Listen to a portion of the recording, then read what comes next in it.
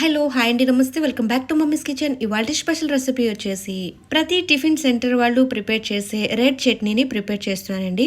ఈ రెడ్ చట్నీ వచ్చేసి కొబ్బరి లేకుండా పల్లీలతో మాత్రమే చేస్తున్నామండి. చాలా అంటే చాలా టేస్టీగా ఉంటుంది. కొబ్బరి అందుబాటులో లేనప్పుడు ఇలా ఒకసారి ట్రై చేయండి, చాలా రుచిగా ఉంటుంది.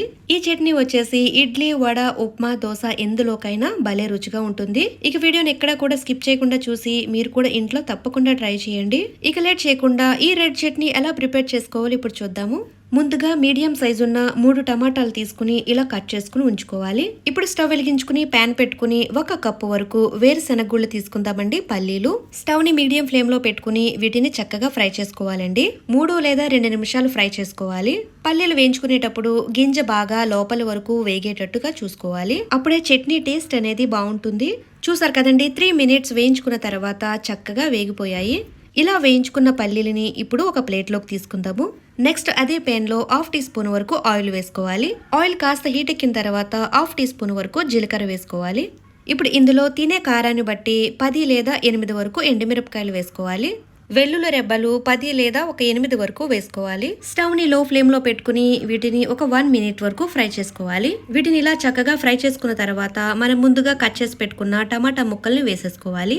టమాటాలు తీసుకునేటప్పుడు బాగా పండినవి తీసుకోండి, టేస్ట్ బాగుంటుంది, అలాగే మంచి కలర్ వస్తుంది చట్నీ.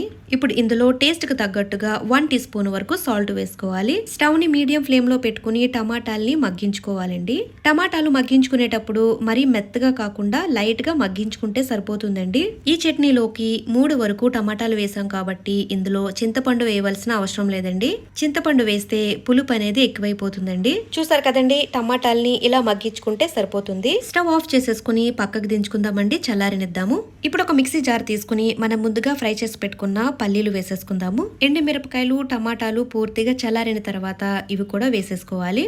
ఇప్పుడు మిక్సీ మూత పెట్టేసుకుని ఒకసారి గ్రైండ్ చేసుకుందాము. ఇలా గ్రైండ్ చేసుకున్న తర్వాత ఇప్పుడు ఇందులో వాటర్ వేసుకుని మళ్ళీ మెత్తగా గ్రైండ్ చేసుకోవాలి. చూసారు కదండి, ఇలా మెత్తగా గ్రైండ్ చేసుకుంటే బాగుంటుంది. ఇలా గ్రైండ్ చేసుకున్న చట్నీని ఇప్పుడు ఒక గిన్నెలోకి తీసుకుందాము. గిన్నెలోకి చట్నీ తీసుకున్న తర్వాత మిక్సీ జార్లోకి వాటర్ వేసుకుని అదే వాటర్ ని చట్నీలో వేసుకుని మిక్స్ చేసుకుందాము. నేను ఇక్కడ చట్నీ వచ్చేసి కొద్దిగా పల్చగా చేస్తున్నానండి, ఇడ్లీలో కాబట్టి. దోశల్లోకైతే కొద్దిగా వాటర్ తగ్గించుకుని వేసుకోండి. ఇప్పుడు స్టవ్ వెలిగించుకుని ప్యాన్ పెట్టుకుని చట్నీ తాలింపు వేసుకుందాము. ఒక 2 టేబుల్ స్పూన్ వరకు ఆయిల్ వేసుకోవాలి. 1/2 టీ స్పూన్ వరకు జీలకర్ర వేసుకుందాము. 1 టీ స్పూన్ వరకు ఆవాలు వేసుకోవాలి. ఒక 2 ఎండుమిరపకాయలు తుంచుకుని వేసుకుందాము. కొద్దిగా కరివేపాకు వేసుకోవాలి. ఈ తాలింపుని స్టవ్ ని మీడియం ఫ్లేమ్ లో పెట్టుకుని ఫ్రై చేసుకోవాలి.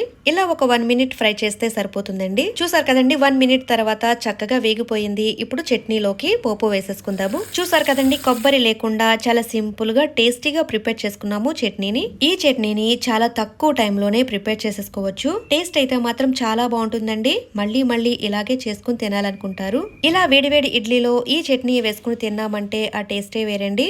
తినే కొద్దీ తినాలనిపిస్తుందండి. రుచి అయితే మాత్రం అంత బాగుంటుంది. ప్రతి టిఫిన్ సెంటర్ వాళ్ళు ప్రిపేర్ చేసే చట్నీని ఇంట్లోనే చాలా ఈజీగా ప్రిపేర్ చేసుకున్నాము.